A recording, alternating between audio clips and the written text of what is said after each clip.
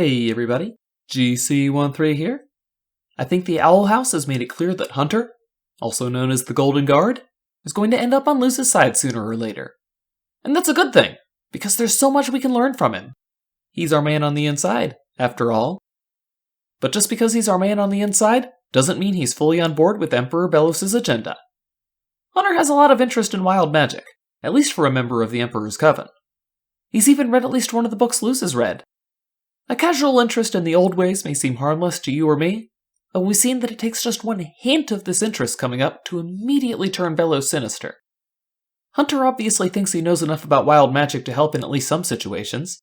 He's had access to resources Luz doesn't. Libraries of banned books, perhaps. If we come to a point where Luz needs a deeper understanding of wild magic than even Ida can provide, remember, Ida is self-taught, then Hunter will be able to give her, and us, some insight. And the hard part of figuring out why Hunter will leave the Emperor's Coven, so he ends up being there for Luz, is picking which of the very compelling reasons he has will be the one that does it. A couple of those reasons tie into another thing he might tell us more about, the Day of Unity. We know Hunter has an important role to play in it, but Belos hasn't seen fit to tell him what it is. You understand why I'm not sure if the Emperor has good things planned for Hunter. At the very least, Hunter isn't being told the full story. Still, he's one of the Emperor's fixers, and he's in a prime position to find things out, either accidentally or through cunning. If Hunter learns something he doesn't like, and is able to escape or be rescued afterwards, there's a chance we get a Shadow Weaver-style reveal of the full extent of Belos' plan, with Hunter defecting to Team Owl House and letting them know what's in store, and just how badly they need to stop Belos. There's also an interesting tie between Emperor Belos and Ida. Ida was cursed by her sister, Lilith. This curse saps her magic and, when she's placed under stress, transforms her into the Owl Beast. The only way to keep the curse under control is the constant ingestion of a curse-fighting elixir. But Ida isn't the only one taking regular doses of magic to solve a shape-changing ailment. Belos is also suffering from a condition that checks a lot of the same boxes.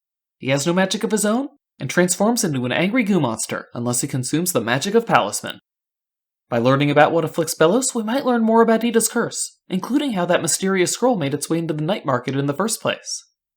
At the moment, the castle is out of Palisman, and Emperor Belos has nothing to restore him should he have another flare-up. Well, actually, that's not true. Hunter has a Palisman.